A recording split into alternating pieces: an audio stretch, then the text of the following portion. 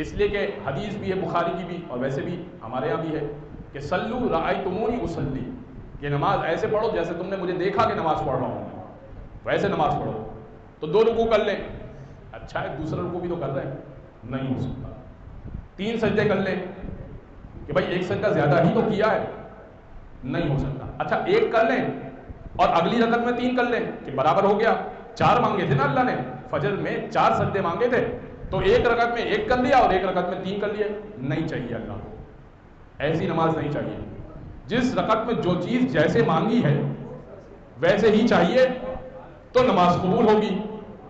لیکن کیا کہنا محمد مصطفیٰ کا اور کیا کہنا حسین ابن علی کا کہ اگر حضور سجدے میں موجود ہوں اور پشت پر امامت آ جائے اور حکم یہ ہو کہ 3 مرتبہ سبحان ربی الاعلیٰ و بحمدہ کہیے گا اور اس سے زیادہ نہ کہیے گا، مگر اس دن جبریل آ کے بتائیں کہ پشت پر حسین ابن علی ہیں، حضور جب تک کہ نواسہ خود نہ اترے ذکر جاری رکھیے گا.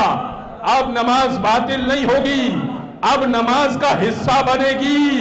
تو اب مجھے ایمان سے بتائیے گا کہ رسول کے ذہن میں ہوگا نا اس وقت کہ پشت پر نواسہ بیٹھا ہوا ہے، جب اترے تو ذکر تمام کروں.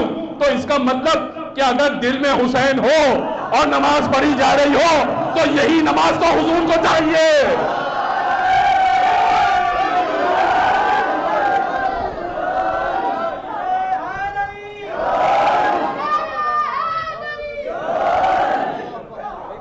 بھائی یہی نماز تو حضور کو چاہیے کہ نماز ہو بھی رہی ہو اور دل میں حسین ابن علی ہو.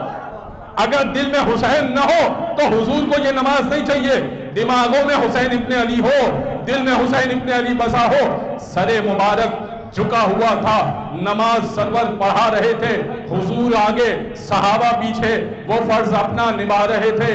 محب ایسے میں مسکراتے، حسین گھر سے جو آ رہے تھے، حسین پشت نبی پہ بیٹھے زمانے بھر کو بتا رہے تھے ملے گی جنت، پیے گا کوثر، اسی کو محشر میں چین ہوگا. ملے گی جنت، پیے گا کوثر، اسی کو محشر میں چین ہوگا. نماز اسی کی قبول ہوگی کہ جس کے دل میں حسین ہوگا.